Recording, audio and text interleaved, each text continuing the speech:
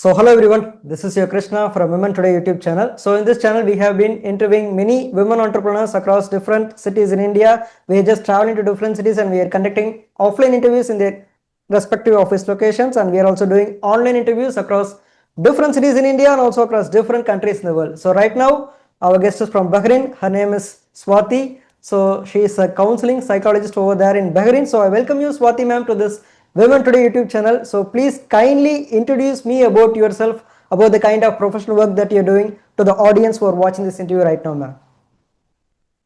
My name is Swati Sanap. I'm founder of Serene Spectrum and I'm mental health practitioner. And in Serene Spectrum, we provide safe, supportive, non-judgmental and conducive environment and space where people can talk about their problems, their struggles, whatever they are going through in their life. And also we help them to navigate through all these challenges by building, emotional resilience, and also we focus on overall well-being and help them to understand themselves better.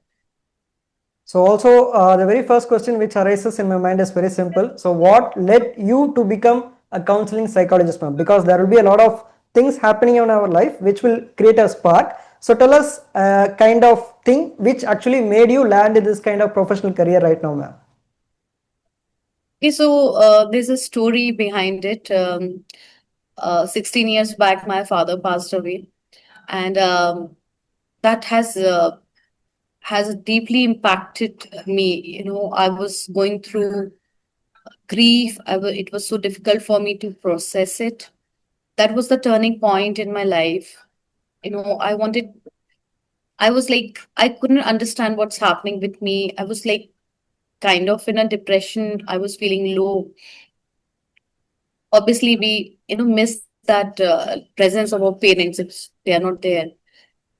And from that time onwards, I felt like, I should try to understand how this emotion works and how we can vent out, how we can, feel, like, we should not leave the momentum, like, that we should provide a safe space for our emotions and also for that feeling, what we feel for our loved ones when they're not with us.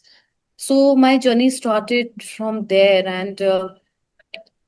uh, and then it was such a beautiful journey. Like, I was able to connect to so many people. They were going through the same grief. They were not able to process it, like how I could not process it that time, So that was a turning point in my life. I would say that, like it has impacted me mentally in a way, like, I thought of, you know, it's like I want to say now is like it was my calling. It's my calling, like, through that grief, I could able to understand how emotion works, how we need to process it, and the complex human mind. And it has really given me a beautiful way to connect with so many people who are going through the same issues in their life. Not only this, there are so many issues they face every day. So that was the beginning of my journey. That's really a very wonderful kind of thing from you, which I have heard right now. Because, yes, of course, if you want to understand the kind of grief from others, we should actually understand that frequency, the wavelength which they are going through. So, the thing which happened years back has actually led you in this professional career, because this right now you are following a path in which you can really understand the clients coming to you, because the very first person who can understand is who has the same frequency and who vibrates with the same wavelength. So right now you are in your full thorough 100% professional career. So yeah, that's a great kind of thing from you, ma'am. Tell us, ma'am, being a counseling psychologist, you must have seen a lot of people coming to you having a lot of stress and anxiety. So tell us, how do you actually manage and how do you actually help people come out of this kind of anxiety and stress in their professional career and also in their relationships as a counseling psychologist in your professional career right now, ma'am? Actually, we help in the therapy, we help people to understand the root cause of their anxiety and stress, from where it is coming. because there's so many things happening with us in our life, and we feel that the stress is coming because of this thing, but we are not able to understand the root cause, the bigger, the problem or the issue. Most of the time, we are carrying the stress from workplace to home and from home to workplace, and then we are really wondering why things are not going good in both the places, because we don't understand. We are just mixing up everything, everything is like being mixed up, so we don't understand the root cause. So in therapy, what we do is like we help the client to understand the root cause of the stress or the anxiety, from where it is coming, to help them to identify the unhealthy patterns, and at the same time we also help them to build healthy coping strategies. And therapy do provide practical tools, emotional support, self awareness, for to balance their emotional needs as well as their day to day functioning. So basically, like finding the root cause is the best solution for each and every problems. It's not only for any Yes. kind of physical problems, because people actually put tablets for fever, because the why fever is coming, like it's going to raise our temperature. The only thing we have to do is sleep so that our temperature will go low. But the people will be like taking tablets immediately. That's the wrong thing which people are doing. So we have to find the root cause. The root cause is simply our body is fighting against a virus. So in order to fight against the virus, it has to kind of gradually increase the temperature. But people without knowing it, they are bringing the temperature down. So that's not the root cause. The root cause is different. The virus is the main cause. So in the same way, Yeah. people are just making, they're not making sure that they have to kill what's actually the source of this kind of anxiety or stress. So I think being a counseling psychologist, you are actually making sure that you are going through the root cause, making sure that okay, this is the root cause which actually makes them a lot of anxiety and stress, and you're just making sure that it is totally eradicated. So that's a Yeah. great kind of approach. And also tell us, ma'am, what is the approach that we can expect from you being a counseling psychologist, and what is the kind of approaches that you normally practice in your therapy sessions, ma'am? Yeah, so we provide empathetic, collaborative, and also client-centered approach, because see, each and every person is different, and the challenges we face is again different from different people. And one thing I would like to mention over here, the tolerance. There's something called window of tolerance, or your capacity. Maybe, for me, the threshold or the capacity to hold that emotion or that stress is bigger, larger. But it might happen that other people, they might not, able to respond the same way which I'm responding to the stressor. Stressor are basically the environmental factor that is increasing my anxiety and stress, right? So it depends from people to people, right? And that's the reason, like, you need to curate a plan, curate a session in such a way where they feel heard, where they should feel seen, and they can able to connect with you in such a way where you are providing them healing, providing them an insight, so that they are coming out from that issue or that problem or that mental block, whatever they are facing, be it their personal life, be it their professional life, because we go through so many challenges, in our day to day life. And there are reason of chronic stress, acute stress as well. So understanding them and, making them seen and heard, it plays a crucial role, because nowadays we are lacking in active listening or empathetic listening. But in our profession, in wherein we provide therapeutic intervention, the client is being heard, we listen to them, we validate, we help them to accept their feelings, their emotions. We So yeah, provide a safe and a conducive space for them to open up, to understand what they're going through. so as you told, yes, nowadays the very big thing which we need in our life is lagging in everybody's life, not only in kids but also in youngsters, even in the old age people. Like the main thing which as a basic human we need is emotional kind of well-being. For that we should have some kind of, as you mentioned, empathetic listening. So people should actually should spend some time to listen to what we are actually going through.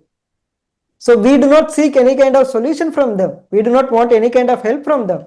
But the very first thing which we need as a basic humanly kind of beings is very simple. We should have some kind of friends with us so that they'll be able to listen what we are going through, and we'll be able to open our thoughts out what we are feeling through.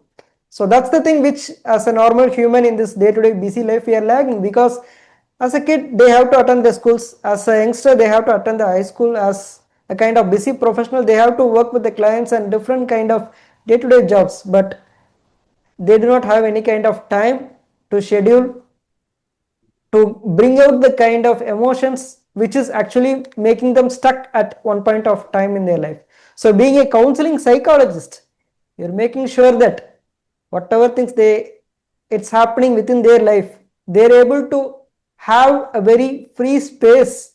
You're actually providing them very controlled environment where you can actually make them feel free and they can pour the emotions out. And of course these kind of empathetic listening is very much important in our life, so that we can actually, as you said, we were discussing with the first question, with the help of this only we'll be able to kind of find out the root cause with the help of this kind of empathetic listening. That's what you're doing a great job right now, ma'am.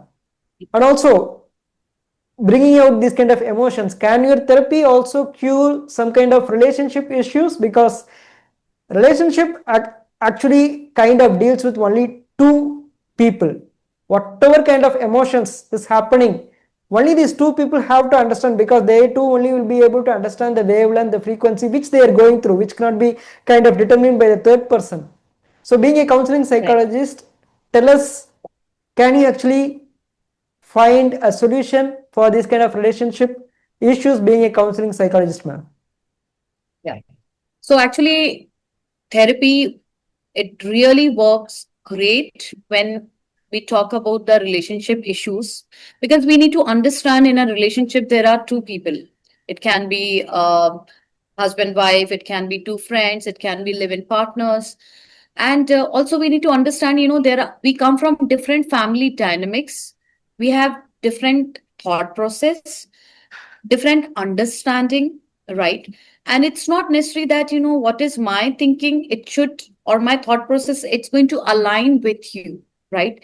It's not 100 and 100 compatible. So when we talk about the relationship issues, we need, we help the client to understand, different attachment styles, boundary settings, different communication styles, because while when we are like born, and after that the conditioning what we get from our family, that plays a crucial role in our life. Like I always say, and it is like in psychology we always say that you are like what is like 80% the genes what you have inherited from your parents, from your grandparents, from your forefathers, and 20% is the environment what make you as a person. So the environmental effect, you are living in your family for 25 years, then you get into this relationship wherein you find relationship challenges. It's like because of the different understanding, different thought process, different conditioning we come from, it becomes difficult. So through relationship, we can understand in therapy, it provides a bigger space to set boundaries, to work on the emotions, and also on the conflicts, and also conflict resolution, how to give space, develop through that understanding, that um respect for each other, that bond, because many a times our mental state is like we are not that open. So when we are together with, when two people they are coming together, they need to understand, out of the parameter of 10, 0 to 10, where we are matching. See, it's okay if you're aligning at the point of 5 or 6, and 4 things you're doing different as a couple, that's absolutely okay. You need to respect that. And the conflict happens because you are not even letting that person to practice that 4 things or 4 points what he wants to do by himself. We want to control, we want to control our partners and change them. So what we need to do over here in a relationship, we need to be open about it. We need to accept the person as it is, rather than focusing on entirely changing them. So therapy does play an important role when it comes to relationship challenges. So yeah, it's a very simple kind of thing. Of course, we cannot change totally a person. We can't 100 percentage kind of totally make a person evolve from one person to how they're existing right now to a totally different person. Instead, we can actually accept some kind of flaws in them, because each and every human being are totally unique. Because if each and everybody has the same kind of characteristics, it will be like we are totally like some kind of living beings, like totally like animals or something like that, because they don't have any kind of unique characteristics. So I think, yeah, when it comes to a kind of good relationship, we should actually make one thing sure, that as you said, consider if there are 10 things, actually we should accept the kind of way how they are. At least 6 things will be aligned to us, and the remaining 4 things will be like we should live as it is, so that they'll be having their own kind of boundaries, they'll be able to be themselves. So relationship is something like accepting who they are. It's not like I want to totally have a vision, a kind of perspective in which you should be aligned. Is it like it should always be like we should be aligned to both our perspectives. It's not from inclined to one perspective. It should be Yeah. aligned to And both our also, I perspectives. want to Yes, tell me, ma'am. Yeah, also, I would like to add one thing over here. I always tell to my client, no one is perfect and no relationship is perfect. We have to work on all these issues each and every day to make it beautiful rather than perfect. You should be happy in a relationship than being perfect. That's it. So if, yeah, of course, if we just go on, keep on sharpening our pencil, of course, we can go to a point where there is still more sharper for the lead. So in the same way, if we start looking for the perfect time, perfect kind of proportions, we can go till for infinity. That's how the perfect things works. There is not any kind of landmark or any kind of milestone for perfect things.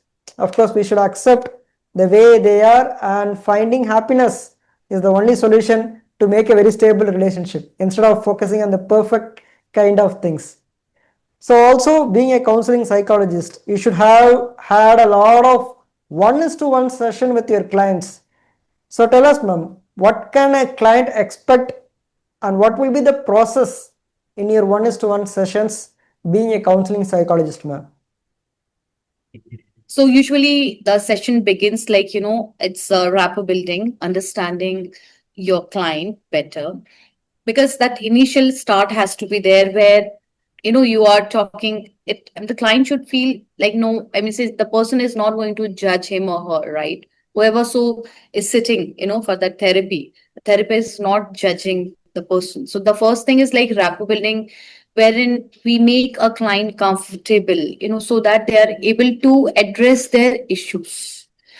And it's a process, like for individual counseling we take around 1 to 8 sessions, wherein for family counseling I take around 1 to 15 sessions.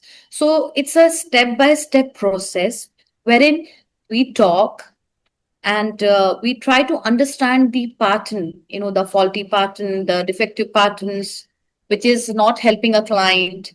And at the same time, we help them to, incorporate healthy, coping mechanism, coping strategies. And again, at the same time, it's like, from session one, the therapeutic intervention we start until session 8 or say 10, there's goal setting also. Like, we start in the first few sessions, we understand what are their issues, what they're going through, what is their experience, what is their insight about life, what was their past, because most of the things, the traumas, that shapes you as a person, your nervous system and your overall personality. So, you know or even like unlearning the patterns which is not working. You are still, you're sticking to that and you're carrying forward. And that is the reason of anxiety and stress in your current life. So it's a process from session 1 till session 8 or 10, where we have a goal setting as well. We talk, we discuss, we set the goals, we talk about the experience, we talk about the past experience, we talk about what are the, the things they want to change in their life, how they want to address the conflict. So this is how the entire process goes. It's a process. It's a, like, healing process from day one until the time you are really achieving your goal, and then you're celebrating. Because I've seen my clients, first time when I meet them, when I talk to them, I take online sessions. First time it's like, that hesitation is there, that I'm not like, they're talking to me that they shouldn't feel like judged. That's the one of the reason, why we don't talk to people around us, because fear of judgment. So when they're connecting with me, that's one of the biases they carry in their brain. But as we progress in the next two, further sessions, 2, 3, 4, 8, then things become so much smooth, and they are able to understand, what are the concerns, and how to get the resolution for it. And that's a beautiful thing. I've seen my clients evolve from session 1 until session 5, 6, 7, 8, and 10, and they are really doing good. So it gives you so much of happiness, and joy and satisfaction, that you help them to navigate through the challenges whatever they are facing, be it their professional life, personal life, or it's related to themselves. Most of the time they're not aware of their strength, their weakness. So it's a wonderful journey, wonderful process if you see the entire therapeutic intervention. That's a wonderful kind of approach. Of course, consider a baby is going to a doctor, and the doctors has to, some way or the other, he has to put the medicine for the baby.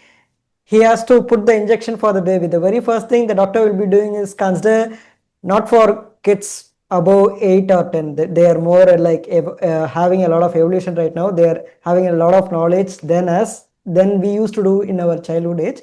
I'm talking about kids, like babies less than age 5. The very first thing the doctor does is very simple. They, as you said, the clients coming to you, you're just going to have a good rapport with them. So in the same way, the doctor will be speaking to the baby and making sure that the baby doesn't know that the injection is going to be done with the babies. So in between the talking, yeah, he used to inject the needle in such a way that, yeah, his duty is to make sure the medicine is injected, and also the same time the baby doesn't want to have any kind of judgment or fear, as you said, because people are having a lot of what they're scared when about what other people will judge about them. Like the same way the baby, if it knows that something is going to happen, pain in the body, the baby will start crying.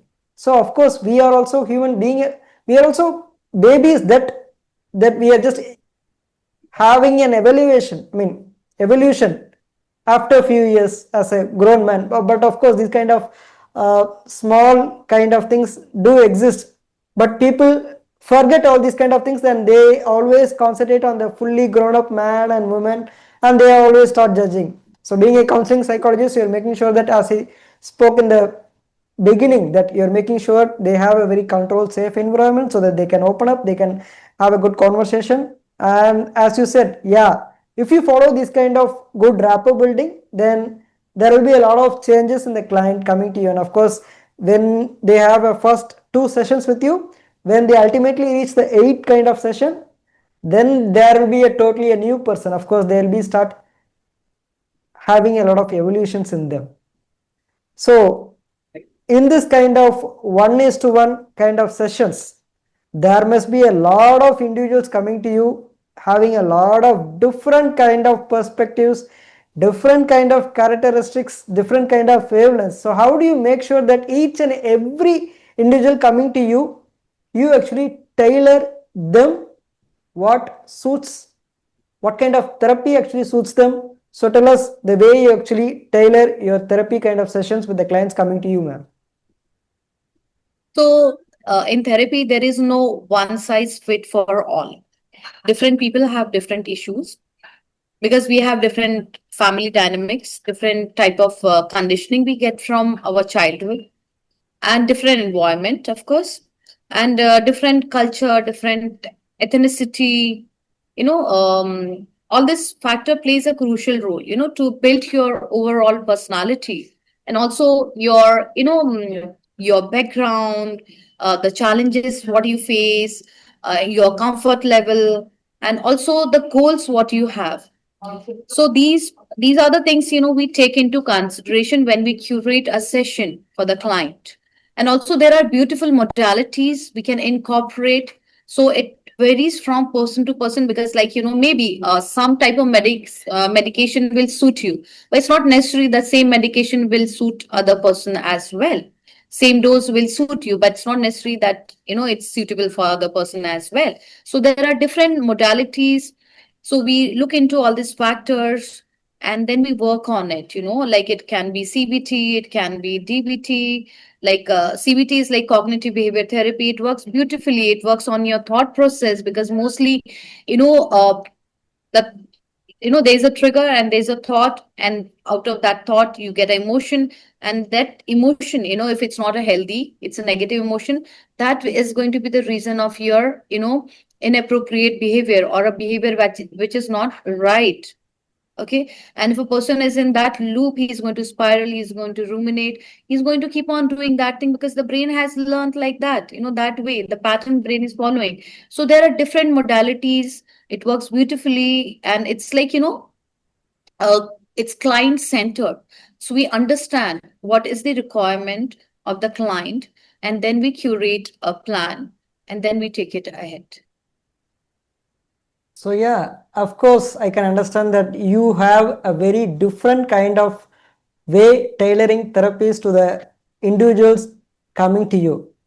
So also tell us, ma'am. So being a counseling psychologist, in these kind of therapy sessions, having a one-to-one sessions, you will be discussing a lot of things, and you will be able to arrive the perfect solutions, which is actually tailored for each and every individuals coming to you.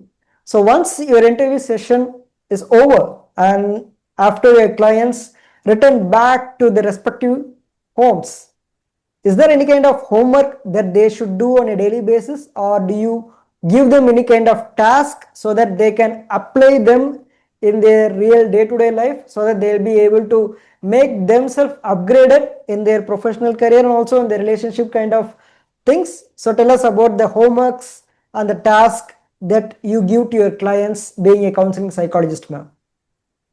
Yeah, of course, we give them task and homework, as in like very general reflective exercises. Will help them building coping, strategies, and also, like as simple as journaling, understanding their thought patterns, and as simple as, the most effective technique, like what we tell them, in case of anger management, like, time out, removing yourself from the conflicting situation where you feel you're not that you're going to have that emotional outburst. So, all these techniques we tell them, like the timeout techniques, journaling, working on healthy coping strategies, even as good as digital detox, like not reaching out to phone or your gadgets when, you are having that urge of really like checking, like in case of phone addiction, or in case of ongoing constant anxiety, like where they the phone is like, the even the simple notification that bothers them, that troubles their mental health. So we do provide them tasks, even like, changing in their lifestyle, like, waking up early. In case of people like, they can't sleep in night, they are having trouble falling asleep. There are intrusive thought, negative thoughts, it's, happening in their brain, like, so we tell them to do a digital detox, to maintain sleep hygiene. There has to be a fixed time when you want to, like, if at all you're going to sleep at 10 every day, then you need to maintain that the room should be dark. You shouldn't reach out to your phone. Your phone shouldn't be kept near to you. and irrespective of falling sleep or no, because that's how you are going to train your brain, that's how you're going to form the pattern. And your waking time also should be fixed, and throughout the day, like in case of binge eating, and also in that cases we give them a plan wherein they need to maintain, like they are eating healthy, only 2 times, 3 times a day, and the portion as well. And also the what they're eating, they should monitor it, be it like whether, I mean, say it should not be spicy, it should not be sugar. So there are so many interventions we give them, they need to follow, they need to incorporate in their day to day life.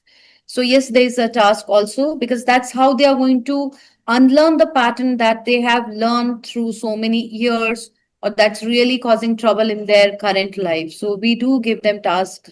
And like the best I want to share with you is like the breathing exercise, like 478, or box breathing, or even grounding techniques. So we do provide all this type of tools wherein it's like empowering them to learn and then navigate through the challenges whatever they face.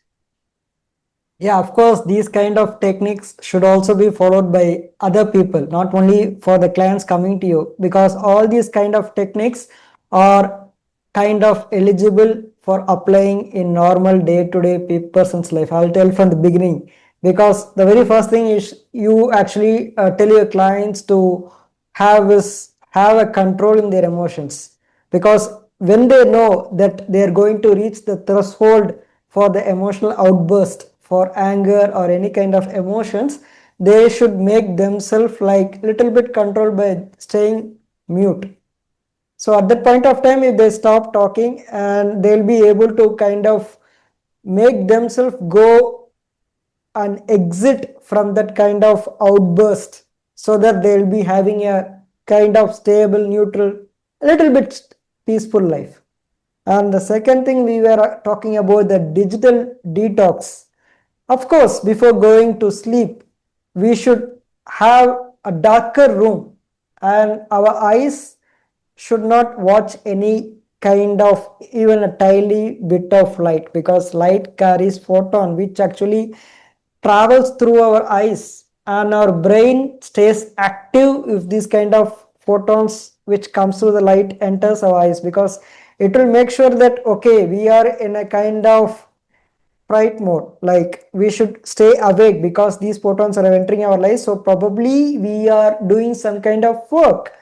So ultimately we will not be able to have a proper sleep, because in order to achieve sleep, hormones should be secreted, and only during the darkness we'll be able to have these kind of stress relief kind of hormones secreted, ultimately which will be able to attain the sleep. And also coming to the last thing, whatever we eat, we should eat a very healthy food, so that we'll be able to have a balanced body and balanced mind. Suppose consider we take a lot of spicy foods, actually it will actually make us a lot of things go worse. So these things actually, as you said, it's better to follow not only for clients coming to you, but in a normal day-to-day person's life. Most of the time, the client is not aware, even we are not aware of the unhealthy pattern what we are following in our life. Like if at all I'm having issues with my like the sleep issues, or with my health issues, and the weight issues, like I'm putting on weight and everything, all this thing. So you need to monitor it, you need to make changes in your life. So we help the client to understand what all, like in the lifestyle, if you make the changes, 50% of issues will be resolved. Like most of the people, they are having low self esteem because of their weight, because the way they talk. So these are the areas where they can work on it. Like like binge eating is again an issue. Also because it has a direct impact on you, what your personality, and how you want people to see, look at you, right? So there's a direct relation to it, and people fail there. So we tell them, these are the thing you have to work on. It can be following a healthy lifestyle, sleep hygiene, or working on yourself, your self esteem, self confidence, your communication skill. So all this thing, it plays a crucial role. So of course there is a homework, and they need to change their lifestyle, which is causing all this difficulties and problem in their current life. So we do teach them, takeaways in a therapy, and they have to follow it because these are the goals we set for them. Because if you're not going to change them, how you're going to see the impact? It's like as good as, like, I tell to my patients, if you have a fever, you go to visit a doctor, and you get antibiotics, and doctor will tell you to have at least that for 5 days, right? Twice a day, isn't it, BD? And same thing we tell them, in case of anxiety, panic attack, in case of intrusive thoughts, in case of all this other issues, you need to follow certain things. Then only you're able to reach to a point, you will be able to unlearn the unhealthy patterns, right? And you can incorporate healthy habits. And also, the emotional balance will be better with your day to day functioning, because that reflects your behavior. What is your relationship with yourself? It reflects in your behavior with other people, So right? basic, So that is very much necessary. so basically, like what food we eat is who we are, who we represent ourselves. So yeah, Bob, we have discussed a lot about Exactly. homeworks and tasks. We have discussed a lot. So right now, coming to confidentiality. So people will be always scared of what will be the society think about us if these kind of things which we hope open to our psychologist is kind of passed out, if it gets leaked or something. So at that point of time they'll be always worried about the confidentiality. So tell us, ma'am, Confidentiality. how do you make sure that Confidentiality this is, does not go out, ma'am? Yes. yeah. So clients' privacy, confidentiality is always respected and protected. This is the core professional ethics and values we follow. So they don't need to worry about it, because when we are into this profession, we have to ensure that, we are not judging them. We are not there to, label them. And also, whatever they are sharing with us, like that's why we tell, like, in Serene Spectrum, we provide safe space for them where they can open up, they can talk to us, they can tell their issues, whatever they are going through. So it's the core value. Confidentiality is the core value what we follow in our profession.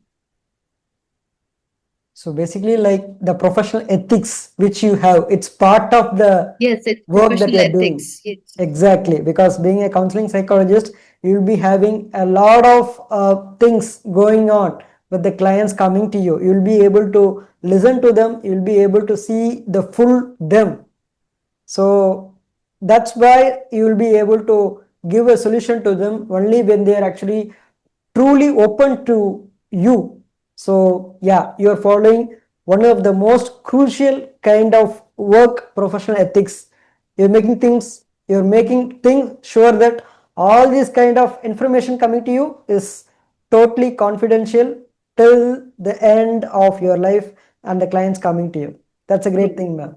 So also there will be a lot of person thinking like, okay, we should approach you. We should approach a great counseling psychologist like you. So tell us, Swati ma'am, right now you are in Bahrain. So you offer online classes, online kind of sessions. So tell us, do you also offer offline sessions, or is there any kind of contact number or website do you have so that people can connect with you? So tell us, what are the kind of mediums that people can look forward to connect with you and have a wonderful session with you for this kind of upgradations in their life, ma'am? Okay, so I live in Bahrain, and I provide online sessions to all my, across India, in each and every state, respective. I speak in Hindi, English, and Marathi. So all the people out there, I provide online counseling session. And as of now, I don't provide any offline sessions. And they can reach out to me through my WhatsApp number. It's and also there's a website, serenespectrum.org. They can contact there as well. They'll be directed towards on the WhatsApp number. And also I do have a Instagram profile where if they would like to follow and connect, they can connect with me anytime. So Sure, ma'am. Yeah. I'll be mentioning your Instagram link in the YouTube description, so people who are watching this interview can have a look at that link. And if they want to have any kind of sessions with Swati ma'am, they can have a message with you. And once again, people who are watching this interview, please do subscribe to our YouTube channel so that you can receive notifications whenever I do post new videos regarding women entrepreneurs and working women across different cities in India and also across different countries in the world. So one final question for this interview is very simple, ma'am. Via this interview, if you want to tell any kind of message to the society, it may be to the kids or old age people or middle age people or to any age category. What will be that one particular message that you want to convey to the audience via this interview right now, ma'am? Yeah. So I have two messages rather than one. First is I have a vision like wherein I can vocalize mental health issues. We don't talk about it a lot. So I would like to encourage people, whatever mental health issues and the challenges you're going through, be it your personal life, professional life, family life, with related to yourself also, please talk about it, vent it out, open about it. You need to come and you need to take care of yourself. You need to get the issues resolved. Please don't sit with the issues, whatever you're facing. Speak about it. It's we need to normalize all these things in our society, in our lives, because it has a direct impact on us and people around us, right? And second thing is, especially to all the men's, that mental health is really underrated. No one talks about it. So of course, to them as well, I would say that you are allowed to cry, you are allowed to connect emotionally. So don't suppress that emotion. All the emotions are beautiful and they are there to teach you something. You need to learn from it, right? So please open up, please talk about it, please normalize all this thing, please vocalize about it. That's the need of an hour, and that's imperative and much more needed in current scenario as we are going through so many challenges and so many stressful conditions and situations around us, and each and every one is having their own battle, right? So please talk about it, reach out. Of course, men or women, ultimately they are human beings. Ultimately, they do have emotions, and bring the emotions out is very much needed in their day-to-day life, because holding some emotions inside, ultimately it will outburst at one point of time, which is not good for the physical body and also for the mental mind. It's okay to release emotions then and there. At least we can speak out to get our friends, any my dear or near ones, or ultimately we can come to a great counseling psychologist and to you like you, and we can open our heart out, and we can just make ourselves like put the emotions out, make ourselves comfortable, and make ourselves upgraded so that we can ultimately achieve some kind of success and peace in our life. That's a great message via you to the society. That's a great thing, ma'am. So once again, thank you for having a lot of conversation regarding mental health and a lot of good things which we spoke regarding these kind of good things which should happen in our life. So people who are watching this interview, so thank you once again. This is your host Krishna, hosting this Women Today YouTube channel, and today's our guest name is Swati. She is a counseling psychologist in. So thank you once again, Swati ma'am. Good evening. Have a nice day. So I would like to thank you, Krishna. It's been a while. We were trying to set this interview. You're being such a wonderful host, and all my best wishes to Women Today channel, and keep rocking. And Thank it's you. the best platform where we as in startup and a woman entrepreneurs, we get an opportunity to really come on board on this platform to interact with you, talk with you, and this is going to help us build a community Sure. where we can evolve together. So you're doing a wonderful job, and all the best. So thank you once again, ma'am. That was a great kind of wish from you. Blessings actually from you. So good evening, ma'am. Once again, have a nice day. Thank you. Good Thank you. night. You too.